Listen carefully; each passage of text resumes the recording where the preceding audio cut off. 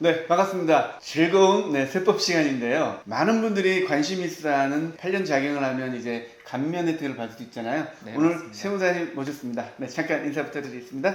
반갑습니다. 오랜만에 다시 찾아뵙게 됐고요. 지난번에는 개정세법을 한번 말씀드렸는데 네. 이번에는 누구나 좀 많이 알지만 네. 좀 놓칠 수 있는 부분까지 해서 안내드리고자 작용 감면에 대해서 한번 말씀드리고자 합니다. 예전에 농사 짓는 분들이 나 농사 지으면 세금 없어 이렇게 네. 이렇게 생각을 많이 합니다. 그래서 8년 내가 직접 작용을 하면 세금이 없다 이렇게 생각하는 분도 있고요. 또 경작을 하면 다 사업용이다 이렇게 생각해서 10% 중과를 안 받는다고 생각하는데 그게 정확한 팩트는 아니거든요. 그래서 오늘 어떻게 하면 정확하게 감면 혜택이 굉장히 많잖아요. 네, 맞습니다. 억대잖아요. 세금을 감면받는 거기 때문에 아주 자세하게 말씀드리겠습니다. 조세특례제한법 69조를 먼저 보고 말씀드리도록 하겠습니다. 작용농지에 대한 양도소득세 감면이 있습니다. 이 내용을 풀어서 말씀드리는 거죠. 8년 작용이 뭔지 한번 부탁드리겠습니다. 그냥 쉽게 표현하면 네.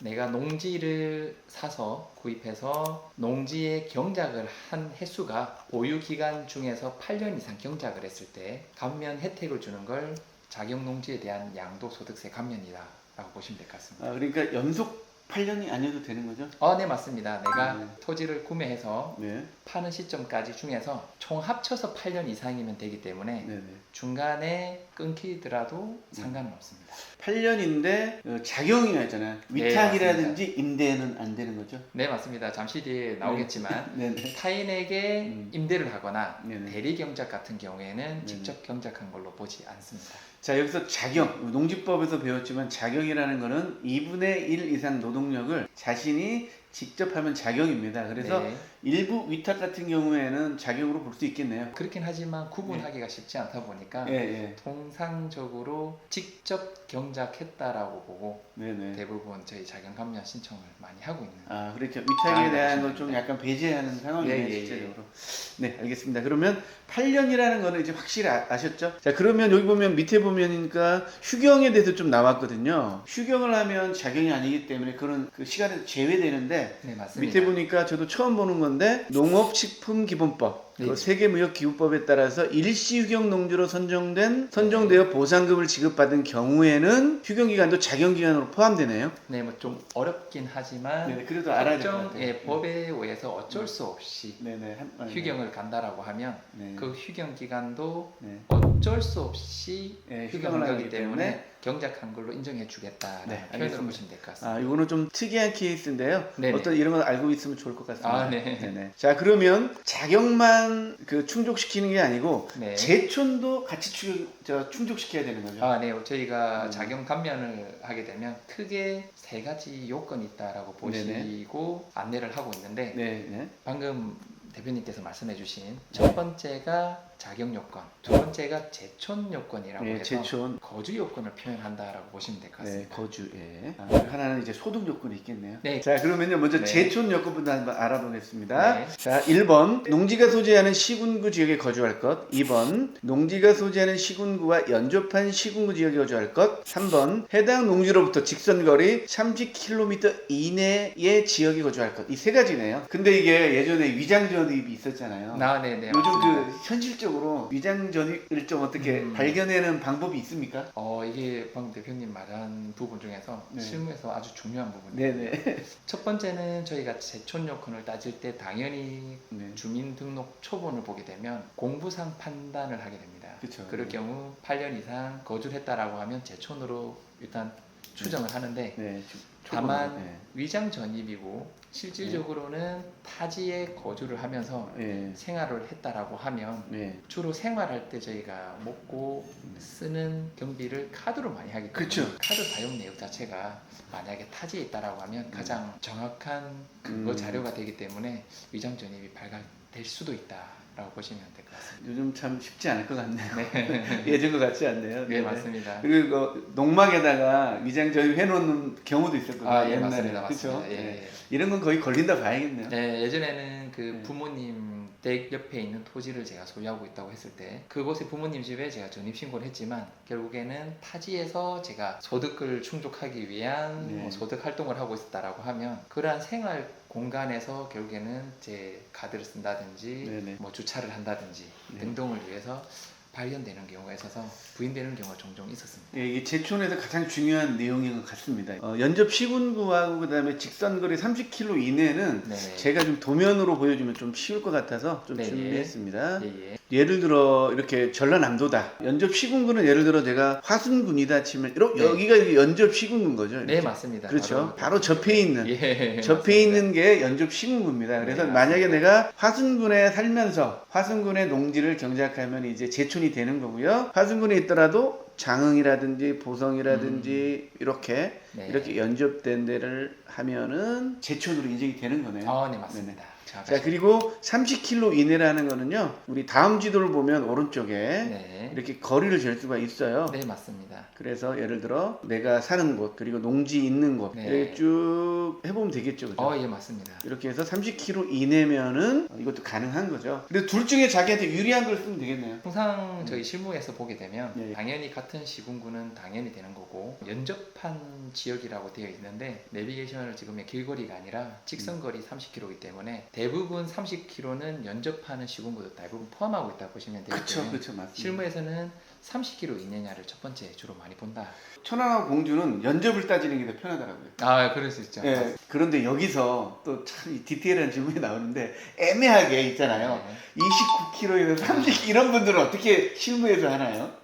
그게 되게 어려운 부분이지만 네네. 뭐 확대를 해서라도 예, 정확하게 견주어서 네네. 길이를 재고 네. 30km 이내일 때 정확하게 법대로 진행을 하긴 합니다. 그렇네요. 진짜 그런 부분은 하여튼간 본인이 유리하게 적용될 수 있도록 그 네. 자료를 제출하는 게 중요하겠네요. 네, 맞습니다. 혹여나 이제 30km가 넘어감에도 불구하고 30km 이내로 네. 신고를 했을 경우 네. 추후에 문제가 되었을 경우 추징되는 문제가 있기 때문에 그러네요. 작용- 정확하게 하는 게 낫네요. 네, 작용 감면 요건은 보다 정확하게 요건을 충족했을 때 적용하는 게 맞다고 판단을 드립니다. 네네. 그러면 이제 두 가지는 확인이 됐습니다. 8년 작용 그리고 제촌까지. 네, 맞습니다. 마지막 세 번째는 이제 소득 요건이 나올 것 같네요. 그렇죠? 예. 네. 소득 요건이 네. 저희가 예전 간가를 하게 되면 작용하고 제촌을 했기 때문에 네. 그냥 무조건 받을 수 있다라고 네네. 볼 수도 있는데 이 소득 요건도 아주 중요한 요건 중에 하나를 보시면 됩니다. 많이 하는 질문 중에 이제 부부간에 뭐 같은 소득을 따지느냐, 아니면 각각 따지느냐 이것도 많이 물어보더라고요. 지주, 농지 소유자의 소득을 따지겠죠? 네, 맞습니다. 네, 네, 정확하십니다. 부부 합산이 아닙니다. 부부 네. 합산이 아니고요. 각자 따지는 거네요. 예. 네, 알겠습니다. 부부 공동 명의라 하더라도 네, 나중에 토지나 부동산을 양도했을 때 그 양도 소득세 납세 의무자는 개인이거든요. 그렇죠, 개인. 그래서 타인의 지분은 타인의 계산법에 의해서 하는 거고 네네. 본인의 지분은 본인의 계산법에 하는 거라 이 소득 요건도 본인의 소득이 충족하느냐 충족하지 않느냐에 따라서 적용된다 보시면 공동 소유면은 각각 3,700만 원 얘기네요. 네, 맞습니다. 네, 그러니까 각자 3,700 공동 입니다. 소유하는 게 참 낫겠네요. 자, 이렇게 그러면 되실 겁니다. 보겠습니다. 소득 요건은 총급여와 수익에서 비용을 차감한 사업소득 금액이 3,700만 원 이상인 소득을 말합니다. 그러니까 3,700만 원 이상이면 이게 또 감면 요건이 안 된다 이 적용이 말이네요. 안 됩니다. 네. 그럼 여기서 소득이 구체적인 어떤 소득인지 한번 말씀 부탁드립니다. 예, 방금 대표님 말씀해 주신 소득인데요. 그 해에 일정 소득 기준이 3,700만 원으로 되어 있습니다. 네, 3,700만 원. 그 저희 소득세법에서는 네, 소득을 이자 배당 소득, 네. 그다음 사업 소득, 근로소득, 근로소득, 연금소득, 연금소득, 기타 소득, 기타소득, 양도 대지 소득이 있습니다. 양도 그 중에서 저희가 노동을 제공해서 받는 소득을 주로 따지자면 사업 소득과 근로 소득입니다. 그렇죠. 자, 예. 근로소득. 그렇기 때문에 여기서 표현하고 있는 거는 근로소득, 즉 근로소득이라 하면 총급여를 말하는 거고요. 네네. 총급여가 3,700만 원이 넘어가게 되면 예. 그 해는 네. 경작하지 않은 해로 보네요. 보겠다. 네네. 그리고 좀 이 부분은 조금 다른데 네. 사업소득 같은 경우에는 네네. 똑같이 매출을 기준으로 하는 게 아니라 매출에서 경비를 뺀, 즉 비용들을 뺀 순이익이 네네. 3,700만 원을 넘어서게 되면 네. 그 해는 경작하지 않은 해로 보겠다라는 표현으로 보시면 됩니다. 네, 그러니까 그 개인이 뭐 사업도 할 수 있고 근로소득을 네. 동시에 받을 수도 네, 있으면 맞습니다. 두 개를 합쳐야 되는 거네요. 네, 맞습니다. 그런데 이제 이자소득이나 배당소득, 그러니까 근로를 하지 않고 그냥 자연적으로 받는 이런 소득들, 예를 들어 주식 투자해서 받는 소득은 그런 소득에 해당 안 나겠네요. 전혀 관계 없습니다. 네, 부동산 투자해서 얻은 소득도 아니고 양도소 관계 없습니다. 네, 관계이 없고요. 진짜 근로소득, 사업소득만 해당하는 겁니다. 그래서 만약에 내가 몇 년 동안은 소득이 많았으면 8년 작용을 했더라도 그 해는 차감이 된다. 이렇게 생각하면 네, 맞습니다. 그래서 네. 제가 10년, 15년 이렇게 경작을 했는데 네. 그 중에서 1년 3,700만 원이 넘어갔다라고 하면 네. 다행히 1년이 제외되는 거기 때문에 나머지 기간이 또 8년 이상 네. 충족하게 되면 충분히 가능하다. 그렇죠. 네. 알겠습니다. 근데 다만 네. 하나 더 네, 하나 더 말씀드리자면 사업 소득 중에서도 저희가 네. 부동산 임대업을 하시는 분들이 되게 많으시거든요. 예, 그렇죠. 즉 아파트라든지 상가 네. 임대를 하시는 분도 계신데 그 부동산 임대로 인해서 발생되는 수익도 포함되는 게 아니라 부동산 임대업은 사업 소득에서 제외한 그 외의 사업 소득에 대해서만 소득 요건을 따진다라고 보시면 될 것 같습니다. 네, 그러니까 근로소득과 사업소득만 따진다. 이런 네. 생각하면 좀 쉬울 것 같고요. 네. 이 밑에 나온 또 복식 부기 의무자에 대한 네, 판단을 이제 맞습니다. 한번 말씀 부탁드릴게요. 예전에는 네. 저희가 그냥 방금 말한 네. 사업 소득과 총급여만 따져서 소득 요건을 충족하는지 충족하지 않는지 판단을 했는데 그렇다 보니까 편법이 조금 있을 수 있었습니다. 예를 들어서 이익이 3,700만 원 미치면 되니까 그렇죠. 매출이 100억이라도 네. 비용이 100억이면 네. 이익이 0원이 되다 보니까 그런. 매출이 어마어마한 규모의 사업을 한다 하더라도 경작이 인정이 되는 차별점이라고 하죠. 이게 차별이 있어서 2020년에 이 법이 새로 추가로 들어왔습니다. 이익이 3,700만 원 미쳐야 되지만 매출도 일정 수준 이하여야지만 된다. 네. 일정 수준 이상으로 넘어가게 되면 그 해는 경작하지 않은 해로 보겠다라고 한 게 네. 복식 부기 의무자 판단 기준금액 이상이라고 네네. 보시면 될 것 같습니다. 그러니까 복식부기 의무자 같은 경우는 어느 정도 소득 이상이면 무조건 복식부기를 해야 되는 거잖아요. 네, 맞습니다. 그래서 나열이 되어 있는데요. 그 업종에 따라 다르지만 저희 같이 예를 들어서 뭐 네. 저희는 세무 서비스를 제공하는 것처럼 네, 여기 저희가- 서비스업이네. 예, 서비스업 같은 경우에는 7,500만 원 이상 매출이 발생하면 복식부기 의무자가 됩니다. 매출 기준입니다. 네네. 즉 수익 기준, 네네. 수익 기준인데 네. 그럼 제가 수입이 1억이고 네. 비용이 8천만 원이 들어서 사업 소득 금액은 2천만 원이면 네. 충족이 된다고 판단은 되지만 제가 복식부기 의무자인 7,500만 원 기준을 넘어갔기 때문에 네. 저는 그 해는 경작하지 않은 해로 봐야 돼요. 아, 그렇네요. 복식 부기 의무자는 그 소득 기준이 아니고 소득 기준 플러스 네. 매출 기준까지도 생겼다라고 보시면 될 것 소득 같습니다. 기준 플러스 매출 기준. 그러니까 네. 편법 쓰지 마라 이거네요. 매출이 많이 발생하는 사람은 혜택을 주지 않겠다. 네, 잘 알겠습니다. 그렇게 그러면 소득 기준도 이제 이해가 되네요. 또 네 번째는 지역 요건이 있네요. 이거는 좀 특이한 경우인데 보통 이제 우리가 농촌 지역이 있고 도시 지역이 있잖아요. 네, 맞습니다. 우리 세종시 같은 경우도 이제 도시 지역이 생겼고 이제 외곽 지역은 이제 농촌 지역인데 우리 용도 지역으로 얘기를 하면 도시 지역은 주거 지역, 상업 지역, 공업 지역, 녹지 지역에 해당되는데 주거 지역, 상업 지역, 공업 지역에 남아 있는 농지를 사실 농지로 혜택이 좀 안 보는 경향이 많이 있죠. 네, 맞습니다. 네네. 그래서 아마 이 지역 요건이 나온 것 같습니다. 예, 네. 맞습니다. 그러면 이제 도시 지역에 있는 주상공에 있는 농지는 이제 감면 혜택이 안 된다는 거죠? 네, 그렇다고 무조건 안 되는 건 네, 아니고요. 네. 저희가 알고 있는 뭐 읍면 지역에는 당연히 되는데 네. 예를 들어 세종시를 제가 그렇죠. 세종시. 본다고 하면 뭐 예를 들어 네. 지금 여기는 저희가 보람동인데 네. 보람동 안에 있는 토지 같은 경우 중에서 네. 방금 말한 주거, 상업, 공업 지역인 도시 지역에 해당되게 되면 그거에 대한 거는 자격 감면 혜택을 주지 않겠다. 그렇죠. 아니 농지가 네. 없어요. 사실. 그렇죠. 네네. 사실상 그런데 네네. 예전에 좀 오래된 대전이라든가 네. 그쵸, 좀 그쵸. 오래된 도시에는 있습니다. 여전히 맞습니다. 예. 있을 수 있기 때문에 그 판단은 해서 적용이 가능한지 여부를 따져야 된다. 네, 그러니까 지역에 편입된 날로부터 3년이 지난 농지는 감면 대상에서 제외가 되네요. 예, 이게 뒤늦게 편입되었을 때는 예. 편입되자마자 바로 음. 처분하시는 게 좋은 그렇죠. 방법입니다. 도시 지역에 편입된 이후에 3년이 지나버리면 이거는 감면 대상이 아니니까 네. 이렇게 신도시가 개발되는 네, 그런 맞습니다. 쪽에는 이거는 참고를 꼭 해야 되겠네요. 알겠습니다. 그리고 자 5번째 요건, 농지의 요건. 토지 양도 당시 농지에 해당하나요? 이거는 무슨 말입니까?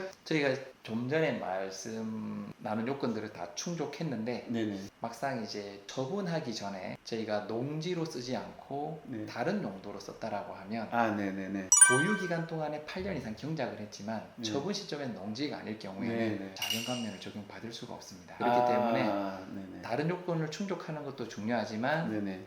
내가 토지를 처분하는 시점에 실질적으로 농지에 농지로 사용하고 있어야지 최종적으로 자연 감면 혜택을 받을 수 있다라고 네네. 보셔야 됩니다. 이 부분에 생각나는 게 있는데요. 이제 네. 세법 같은 경우는 지목보다는 현황을 많이 네. 따져서 세법을 하더라고요. 그러니까 맞습니다. 예를 들어 토임이라 그러잖아요. 지목은 임야인데 평평한 임야다 보니까 거기다 경작을 할 수가 있어요. 그러면 실질적으로 임야지만 세법상에는 농지로 적용을 해서 이제 감면 혜택을 받을 수 있더라고요. 네 맞습니다. 네네. 실제로 경작했다라는 네네. 저희가 자료들을 가지고 소명을 네네. 할 수만 있다면 네네. 실질적으로 경작한 걸로 주장해서 네네. 자연 감면을 받을 수도 있습니다. 그러니까 5번째 요건은 매도 당시, 매도 그 시점에 농지로 기능을 해야 된다 이 말씀 같아요. 그래야 모든 걸 충족하더라도 이게 충족이 안 되면 감면 대상에 져야 된다. 그래서 농지로 사용해라 이렇게 이런 요건이라 볼 수 있겠네요. 네 맞습니다. 최근에 이제 네. 실무 케이스 하나를 보게 되면 네네. 과거 10년 동안에 이제 네. 경작은 직접 했었고요. 예. 근데 그 땅에 이제 옆에 다른 상가가 있다 보니까 주차장으로 이제 이용을 하게 돼버린 거죠. 네. 근데 그대로 팔면은 당연히 자연 감면이 된다라고 판단하시고 처분할 계획이셨는데 저희가 말씀드려서 이대로 지금 처분하시게 되면 네. 과거에 경작은 했지만 현재는 실질적으로 주차장이라든가 나대지로 사용하고 있는 거기 때문에 자연 감면 적용이 안 될 수가 있다. 그러니 다시 경작을 할 수 있게끔 네네. 농지로 사용을 한 다음 추후에 양도하시는 게 좋겠다고 자문을 드린 적이 네, 있습니다. 이게 이 자문을 안 받았으면 굉장히 많은 손해가 듭니다. 그래서 자, 그 토지를 매도하기 전에 좀 큰 규모라면요, 꼭 이제 세법 상담을 받는 게 굉장히 중요한 것 같아요. 그래서 저희들도 많은 분들한테 그 큰 규모의 토지 같은 경우는 뭐 10%만 해도 세금이 뭐 억대 나올 수 있는 네, 거잖아요. 맞습니다. 그래서 아깝게 생각하지 마시고 그 컨설팅을 꼭 받으라고 좀 말씀드리고 싶네요. 오해하고 있는 것 중에 하나가 또 비사업용 토지 부분일 것 같아요. 네네, 되게 그러니까 중요합니다. 내가 8년, 뭐 10년 동안, 20년 동안 농사를 지었는데 네. 내 몸이 아파서 농사를 못 지을 수가 있잖아요. 네 맞습니다. 그래도 나는 뭐 20년 동안 농사 지었는데 감면 당연히 되길 생각하는데 안 될 수도 있다는 거죠. 네 맞습니다. 왜 그렇죠? 가능성도 네네. 있습니다. 네. 네네. 지금까지 저희가 뭐 계속 말씀드린 자격 요건을 충족하게 되면 1년간 1억, 5년간 합산해서 2억까지 자격 감면 세액을 혜택을 받을 수가 있거든요. 근데 저희가 만약에 이러한 혜택들을 받아서 세금을 안 낸다라고만 생각해서 그냥 양도를 하시고 적용을 해버리면 방금 말씀해 주신 대로 사업용일 경우가 다행히 뭐 세금이 적어서 감면을 다 받았을 때 납부할 세금이 없을 수는 있지만 간혹 경작의 순서나 경작의 기간에 따라서 비사업용 토지가 되는 경우가 있습니다. 그때는 생각지도 못한 자연 감면을 받을 수 있는 금액 한도를 초과해서 추가 납부 세액이 발생할 수가 있습니다. 8년 자격 감면을 인정받는 거하고 사업용하고 비사업용 인정받는 거는 별도다. 이렇게 생각하면 되고요. 네, 제가 그렇죠? 정확하십니다. 그러니까 둘 다 사업용으로도 인정받아야 되고 8년 자경에 대한 제촌 자경 감면도 둘 다 받아야 되는 거예요. 과거에 뭐 20년 농사했다고 당연히 사업용이다 생각하면 안 된다 이거죠. 네, 맞습니다. 자, 그래도 보니까 사업용 토지, 비사업용 토지 구분이 있는데요. 한번 말씀드릴게요. 1번 양도일 직전 5년 중 3년 이상을 사업용으로 사용한 경우. 2번 양도 직전 3년 중 2년 이상을 사업용으로 사용한 경우. 3번 토지 소유기간 100분의 60% 이상 기간을 사업용으로 사용한 토지. 그러니까 양도 직전에 관리가 굉장히 중요하다고 느껴지네요. 네. 전체 보유 기간 중에서 60% 이상 제가 뭐 사업에 사용했다라고 하면 네네. 뭐 최근에 경작하지 않아도 무관합니다. 그러니까 10년을 내가 보유하고 있었는데 그 10년에 어느 기간이 상관없이 7년을 했다. 상관없습니다. 상관없습니다. 네. 그러면 근데 사업용이 되네요. 네. 5년을 지었다. 네. 그러면 사업용이냐 토지냐 사업용이지 않냐에 대해서 고민 문제가 좀 생긴다고. 60%만 내가 앞이든 뒤든 작용을 하면 사업용으로 인정이 되는데 근데 또 저 8년 작용은 인정이 안 되네요. 네, 근데 또 예를 들어 20년으로 해야겠네요. 네. 20년 중에 내가 예를 들어 12년을 경작을 했으면 무조건 8년 작용도 되고 사업용도 되겠네요. 아, 네, 맞습니다. 네, 그런데 예를 들어 2번 같은 경우 예를 들어 이거 좀 작을 때 내가 소유하면서부터 8년 하고 2년은 내가 예를 들어 경작을 안 했을 경우에는 안 되겠네요. 네, 그럴 수도 있지만 두 개 요건은 따로 보는 게 제일 좋습니다. 네, 따로 지금 보겠네요. 네. 사업 첫 번째 이제 내가 양도를 했을 때 사업용 토지냐 비사업용 토지냐를 먼저 구분하시는 게 제일 좋고요. 네네. 사업용 토지라 하면은 방금 자격 요건들하고 거의 네. 비슷하게 충족을 해야 됩니다. 그리고 그게 경작을 했다라는 표현이고요. 근데 사업용이라 표현하는 거는 좀 전에 말씀해 주셨듯이 5년 중에서 3년 이상, 3년 중에서 2년 이상, 총 보유 기간 중에서 60% 이상을 네. 내가 경작하고 옆에 거주를 했어야 되기 때문에 네. 그 사업용 토지를 충족한 부분으로 세금을 비사업용 토지로 납부하지 않게끔 하는 게 좋고요. 두 번째는 감면을 적용할 때 전체 기간 중에서 8년 이상이냐 단지 네. 60%뭐 5년 이상 따지지 않고 그냥 전체 보유 기간 중에서 8년만 충족하느냐 네. 여부를 따지면 될 것 같습니다. 네, 그래서 약간 수치적인 건데 구체적인 계산은 어차피 상담하시면 될 것 같고요. 사업용으로 인정받는 것과 또 8년 자격 인정받는 것은 별도다. 따로따로 받아야겠구나. 이 정도만 생각하시면 되겠고요. 자, 그렇다면 이 조건을 충족시킬 때 어느 정도 감면이 되는 겁니까? 만약에 충족이 되었다라고 하면 네네. 방금 말씀하신 기준에서 총 납부세액이 예. 1억 이하라고 하면 1억까지 네. 전체 다 감면이 되고요. 1년간 1억이면서 또 그 다음 해에 예. 다시 또 양도를 해서 감면을 적용받는다고 하면 총 누적해서 5년간 2억까지 가능합니다. 여기서도 질문이 나오더라고요. 그러니까 내가 갖고 있는 토지를 한꺼번에 팔았을 경우에는 1억 분. 네, 맞습니다. 예, 1억 1년간 구분해서 보기 네, 때문에 1년. 1억까지만 되는 거고요. 그러면 이제 2년에 나눠 팔았어요, 예를 들어. 네. 그러면 22년, 23년에 판단할 경우 22년에 1억 감면 받고 22년에도 1억 감면 받을 수 있는 거네요. 네, 맞습니다. 그러면 또 남은 토지가 있다면 언제부터 5년 뒤에 파시는 게 좋으시죠. 매도한 이후에 5년 뒤에 해야 돼요. 예를 들어서 네. 저희가 첫 해에 1억을 감면 받았으면 네네. 두 번째 해에도 1억을 받았기 때문에 총 2년간 2억을 받은 게 되거든요. 그쵸. 근데 3년 뒤에 예를 들어서 네. 다시 양도를 해서 1억 감면을 받고 싶다. 네네. 그러면 그 해로부터 역산해서 5년 동안 얼마를 받았는지가 아. 중요하기 때문에 5년 차에 보면은 2억까지 이미 받아버리게 되죠. 그렇네요. 그럼 6년 차는 네. 1억 이미 받았으니까 나머지 1억을 또 받을 수 있는.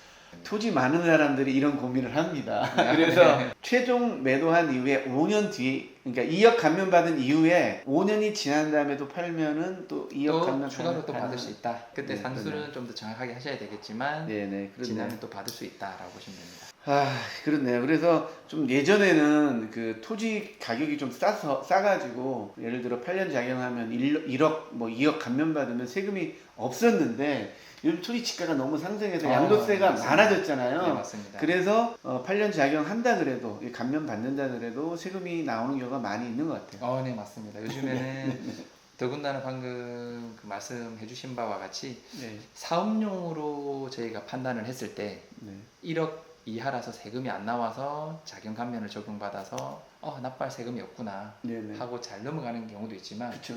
막상 저희가 검토를 했을 때 자격 감면은 적용이 되지만 네. 그 기간 문제 때문에 사업용 토지로 인정받지 못해서 비사업용 토지로 받은 금액으로 세액을 산출한 다음 네. 자격 감면 1억을 적용시키다 보니까 네.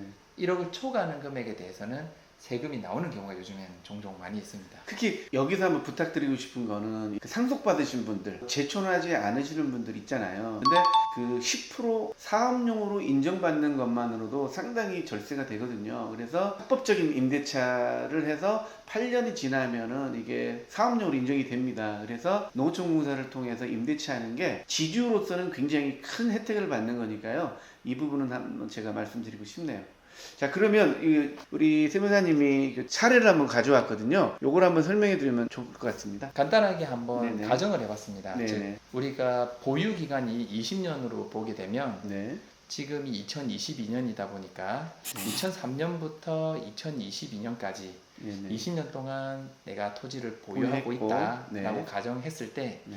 이 두 가지에 따라서 사업용이냐 비사업용이냐가 완전히 달라집니다. 똑같이 10년은 경작을 했는데 네. 내가 토지를 구매한 시점인 2003년부터 네. 2012년까지 경작을 했느냐, 아니면 처음엔 하지 않았지만 나중에 중간에 2013년부터 네. 2022년까지 경작을 경작을 했느냐, 여기에 따라서 사업용이냐 비사업용이냐가 첫 번째 나뉘어집니다. 네. 팔기 전에 경작하는 게 되게 중요하네요. 네, 전체 보유 기간으로 보게 되면 네. 경작 기간이 둘 다 50%밖에 안 되거든요. 50%밖에 안 되니까요. 근데 좀 전에 사업용이냐 음. 비사업용이냐에 대한 요건을 보게 되면 양도일 직전 5년 중에서 3년 요건이 있기 때문에 저희가 경작 기간을 초반의 10년보다는 이후의 10년으로 해서 경작한 다음 처분하게 되면 최근 5년 중에서 3년 이상 또는 3년 중에서 2년 이상 경작을 했기 때문에 사업용 토지로 인정을 받을 수가 있거든요. 그래서 한번 가정한 사례가 있네요. 네. 네, 한번 그렇기 볼까요? 때문에 네. 저희가 좀 전에 사업용 토지랑 비사업용 토지랑 구분을 하게 되면 그 금액으로 제가 산출을 한번 해봤습니다. 자, 사업용 토지가 이렇게 내려가는 거고 예. 비사업 토지가 이렇게 내려가는데 네, 세금이 맞습니다. 어떻게 내나 한번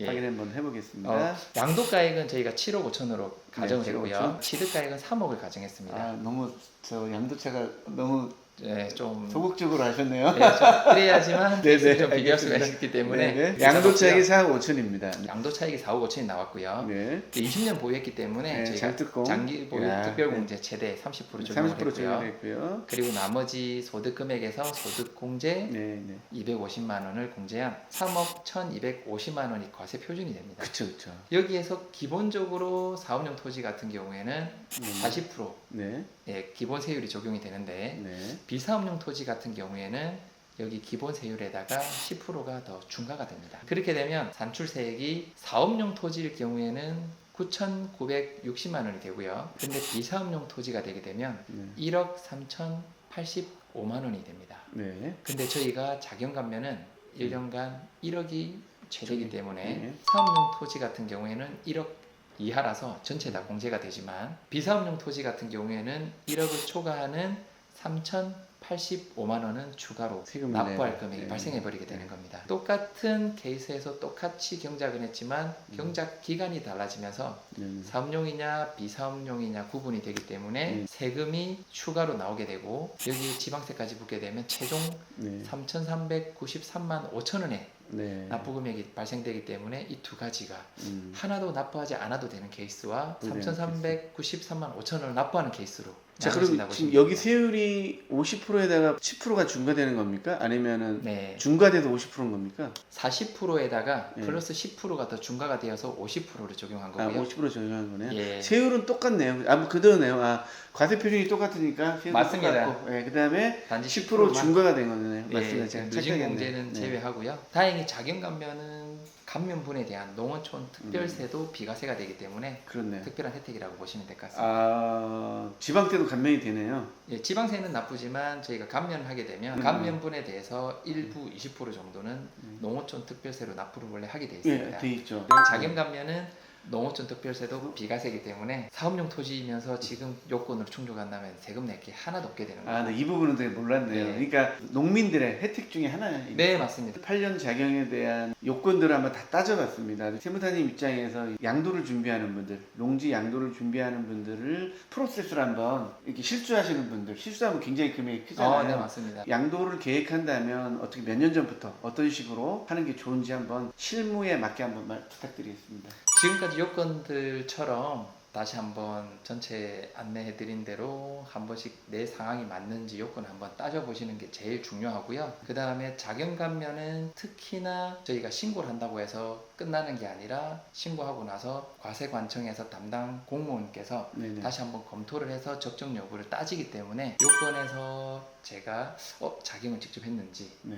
그 다음에 주소지도 초본을 등재를 해서 확인이 해본 다음에 맞는지 그 다음에 소득도 세무서에 가게 되면 모든 소득 금액 증명을 발급받을 수가 있습니다. 그 금액도 충족을 하는지 그 다음에 처분한 시점에 농지로 되어 있는지 등등 조금 더 따져서 고민을 하신다면 실질적으로 뭐 처분하실 때 자경감면을 대부분 적용받을 수 있지 않을까라고 판단을 됩니다. 자, 그리고 또 궁금한 게 이제 우리가 서류를 구비를 해야 하잖아요. 자경했다는 그런 서류가 필요한데 그런 게 구체적으로 어떤 건지 궁금하네요. 실질적으로 저희가 당연히 매매 계약서라든지 이런 건 있어야 되겠지만 네네. 추가적으로는 많을수록 좋습니다. 뭐 네네. 특정적인 게 정해져 있는 건 아니지만 많을수록 좋은데 그 중에서 특별히 요한다면 우리가 재촌 즉 옆에 거주했다라는 걸 증명을 해야 되기 때문에 주민등록 초본이 필요하고요.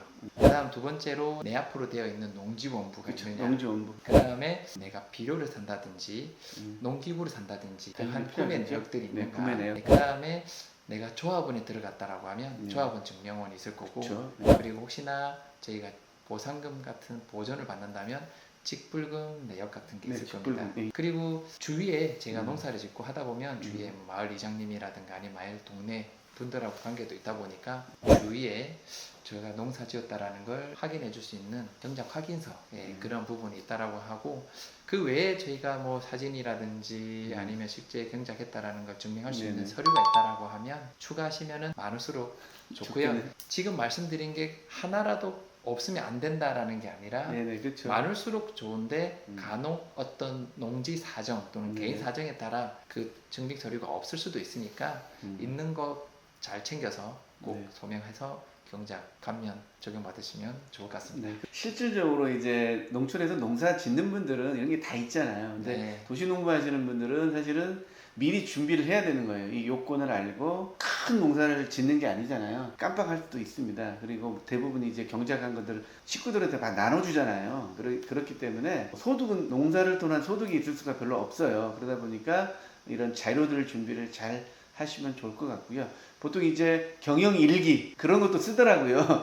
내가 진짜 그렇죠. 경작을 했다는 경작 네. 일기를 써가지고 제출해서 그 자격을 인정받는 이런 사례도 있다고 합니다. 어떻게 오늘 세무사님 오셔가지고 조금 이제 저도 애매했던 부분들을 정확하게 정리된 것 같습니다. 도움이 되었다면 네.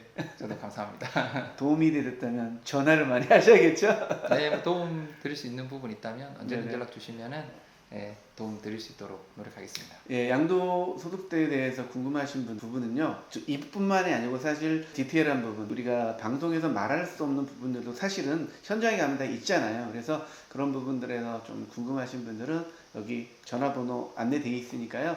전화하셔가지고 상담 받으시고요. 농지도 우리 큰 자산 중에 하나이기 때문에 팔기 전에 한 몇 년 전부터 어떻게 매도를 할지 이런 프로세스를 미리 세워두는 게 중요하니까요. 너무 어렵게 생각하지 마시고 세무사에 자주 찾아가셔가지고요. 상담 받으시면 좋을 것 같습니다. 맞죠?